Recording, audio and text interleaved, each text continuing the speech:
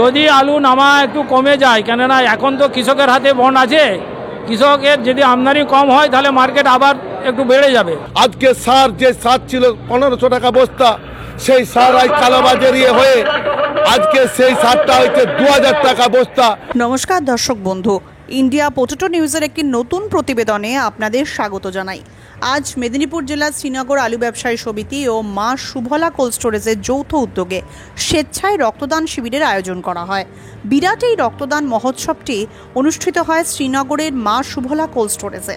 সূত্রের খবর, 1200 জনেরও বেশি মানুষ আজকের এই শিবিরে রক্তদান করেছেন।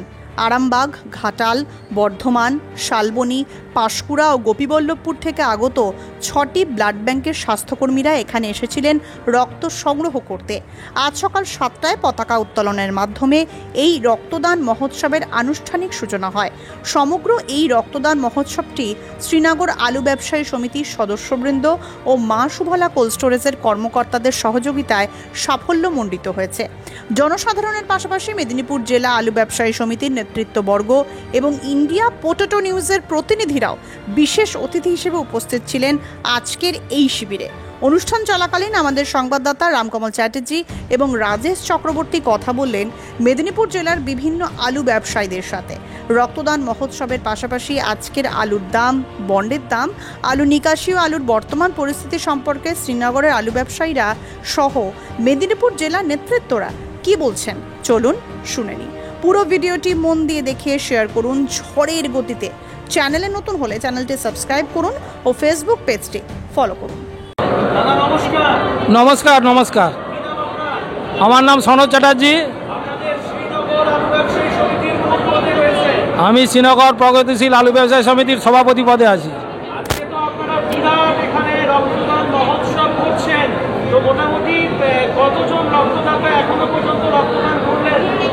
এখন পর্যন্ত আমাদের 900 জন অতিক্রম করেছে। 900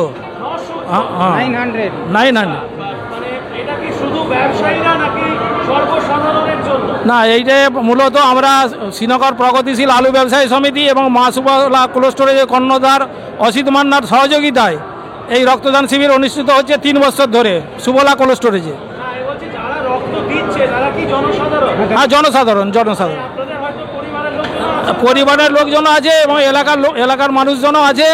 বিভিন্ন জায়গা থেকে ক্ষীরপাই থেকে কামারপুকুর পর্যন্ত লোকজন এখানে অংশগ্রহণ করে। আমাদের এখানে আজকে বর্ধমান থেকে এসেছে, আরামবাগ ব্লাড ব্যাংক এসেছে, ঘাটাল ব্লাড ব্যাংক এসেছে, পাঁশকুড়া ব্লাড ব্যাংক এসেছে, শালবনী ব্লাড ব্যাংক এসেছে, গোপীবল্লভপুর ব্লাড ব্যাংক এসেছে। মোট 6টা ব্লাড ব্যাংক এখানে উপস্থিত আছে।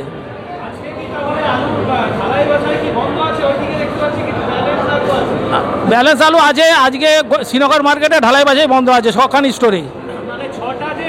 6টা স্টোরেই বন্ধ আছে, বন্ধ আছে।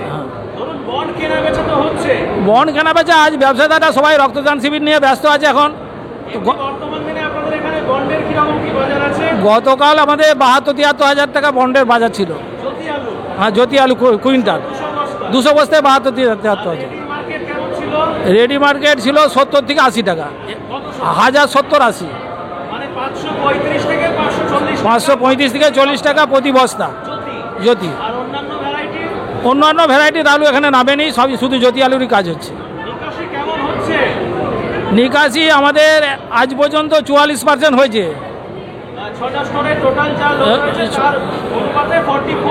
44%, মোট 11,10,000 প্যাকেট আলু নেমেছে গতকাল পর্যন্ত।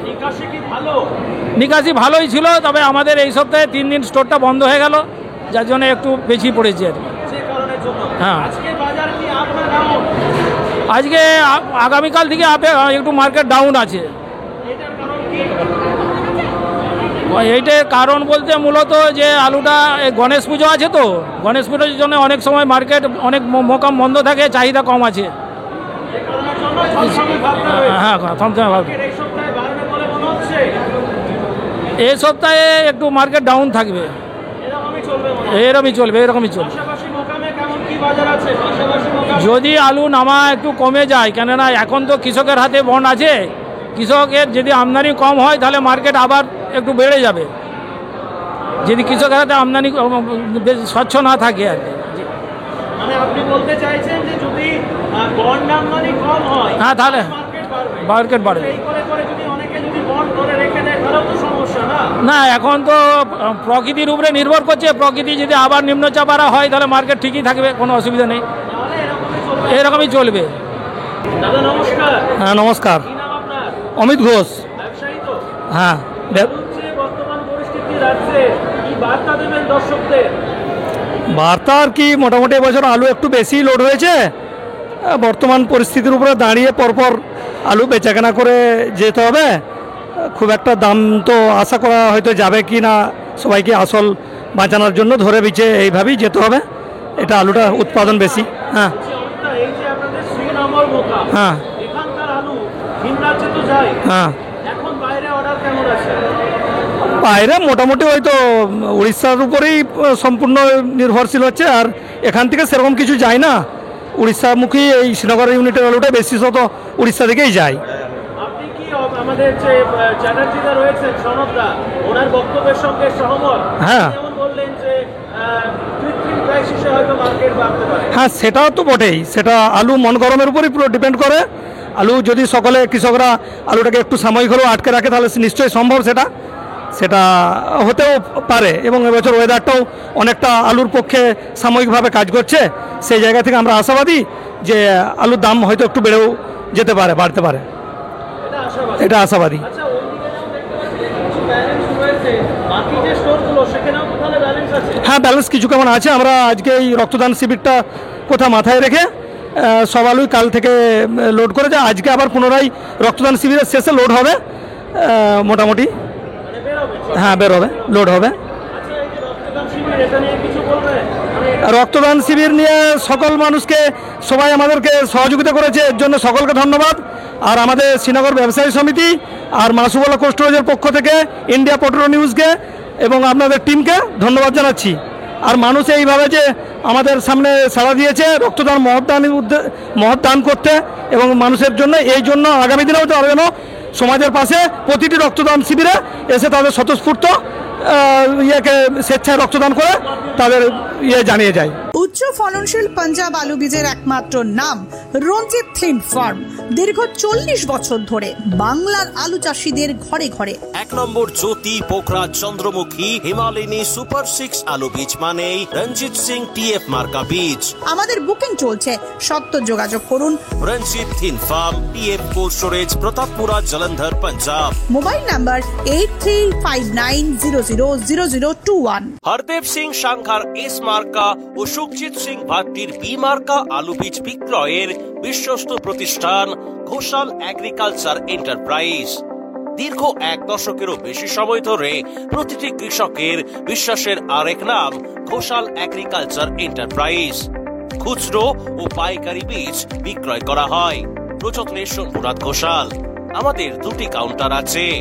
হরদেব সিং সাংঘার এস মার্কা পিওর কাউন্টার ধনিয়াখালী হল স্টেশনের কাছে ঘোষাল মার্বেল সন্নিকট, এবং সুখজিৎ সিং ভাটির বি মার্কা pure counter Belmuri Hattala, Hooghly.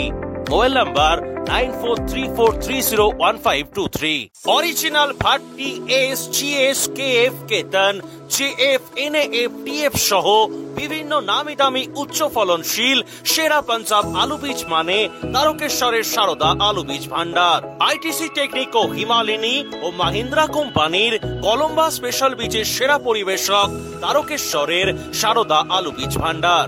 Proprietor Pradyut Kumar Das. ঠিকানা টিসি রোড, তারকেশ্বর নতুন bus stand, Hooghly. Phone number 9434011411 অথবা 9933442118। পাঞ্জাব বীজের উচ্চ গুণমান আর সঠিক দাম মানেই খুগার ফার্ম।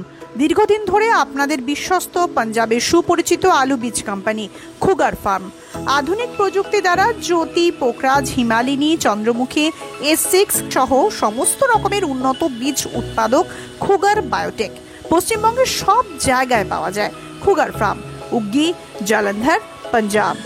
মোবাইল নাম্বার 9814072077 অথবা 9814371317 অথবা 9914 433799।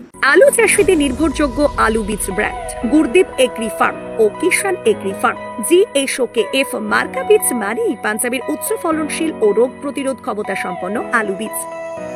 উন্নত মানের জ্যোতি, পোকরাজ, হিমালয়ানি, সুপার 6, চন্দ্রমুখী সহ অন্যান্য আলু বীজের জন্য আজই যোগাযোগ করুন গুরদীপ এগ্রি ফার্ম ও কিষান এগ্রি ফার্ম, ব্রিন্দপুর, জলন্ধর, পাঞ্জাব।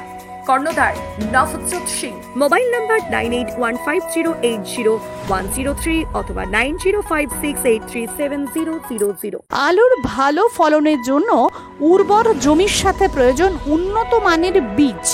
আর পাঞ্জাবের অন্যতম উন্নত মানের বীজ উৎপাদক ফার্ম খালাস ফার্ম। খালাস ফার্মের KF মার্কা বীজ ব্যবহার করুন আর অধিক ফলন ঘরে তুলুন। আজই যোগাযোগ করুন messrs Padda agriculture and cold store, Jalandhar, Punjab.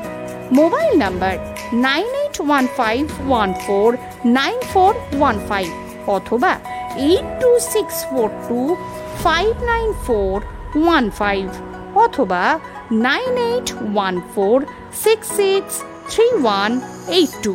মুকুলদা নমস্কার। নমস্কার। মুকুলদা, আপনাদের মেদিনীপুর জেলায় আজকে মোটামুটি আলুর কিরকম কি বাজার রয়েছে?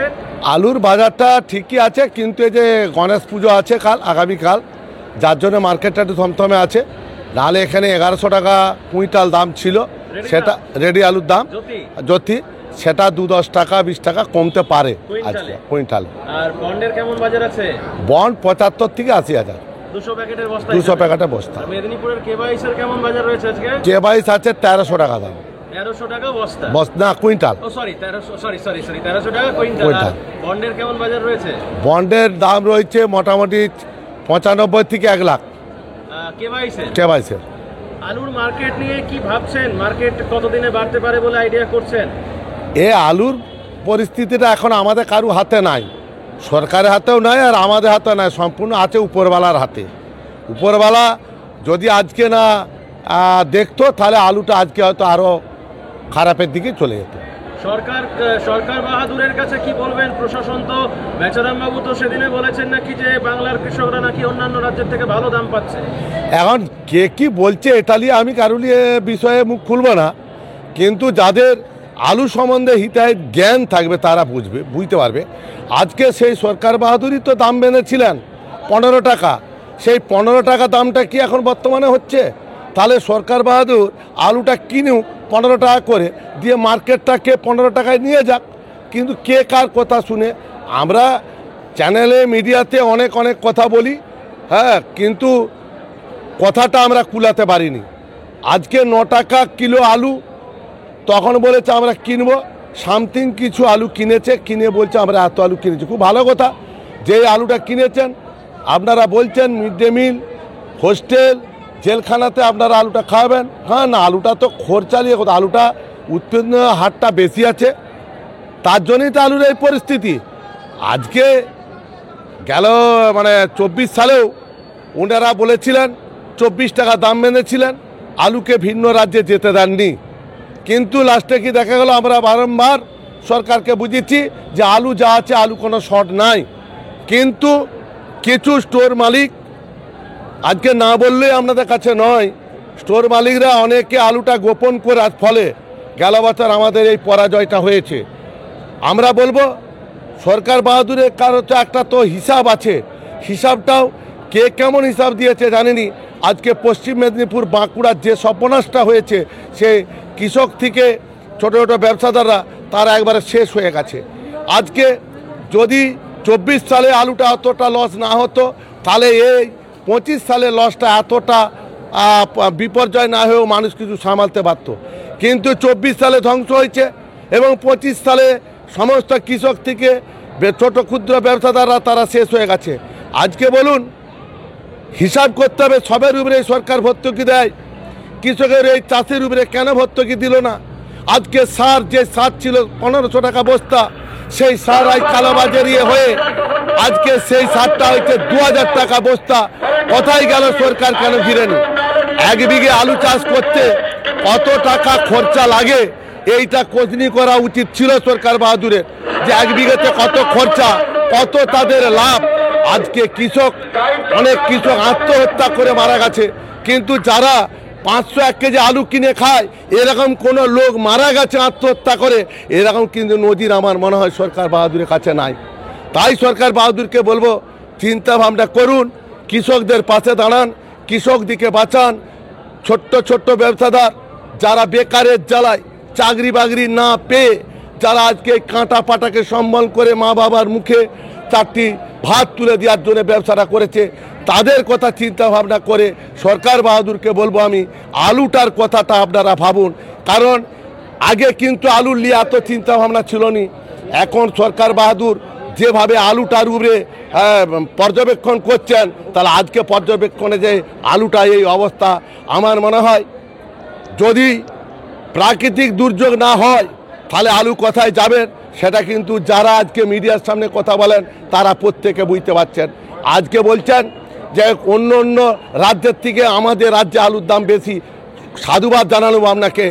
আগে তো বলুন তো 24 সালে সমস্ত রাজ্য প্রচুর প্রচুর টাকা রোজগার করেছে, ইউপি থেকে এসে যোগীর রাজ্য থেকে এসে আমাদের রাজ্যের পয়সাগুলো নিয়ে পালিয়ে গেছে, বা আমাদের ভিন্ন রাজ্যে যে রাজ্যগুলোতে আমাদের আলু যায়, বাংলার আলু, সেই আলুর এলাকাগুলো দখল করে নিয়েছে, তারা পয়সাটা করে রেখেছে, তাদের কিছু গায়ে লাগবে না। কিন্তু আজকে আমরা শেষ।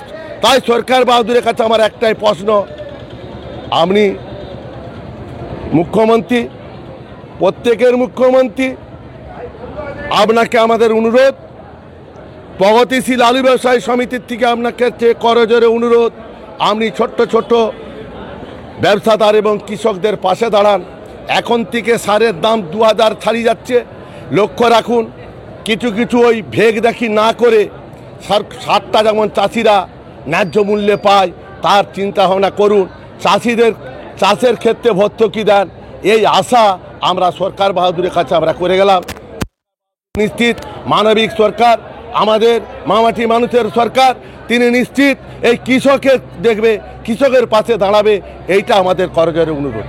এই অনুষ্ঠানে সম্প্রচারিত সমস্ত বক্তব্য বক্তাদের নিজস্ব ব্যক্তিগত মতামত। এই অনুষ্ঠান বাজারের নির্ধারক নয়। অনুগ্রহ করে ব্যবসায়িক পদক্ষেপের পূর্বে নিজের বিচার বুদ্ধি কাজে লাগিয়ে সিদ্ধান্ত নিন। আলু রাখা বাজারগত ঝুঁকি সাপেক্ষ। আলু রাখার পূর্বে ইন্ডিয়া পটেটো অ্যাপ থেকে বিগত বছরের লোডিং আনলোডিং রিপোর্ট ও তার পরিপ্রেক্ষিতে আলুর দামের ওঠানামা দেখে নিন। আলুর সব খবর এখন একটা অ্যাপেই।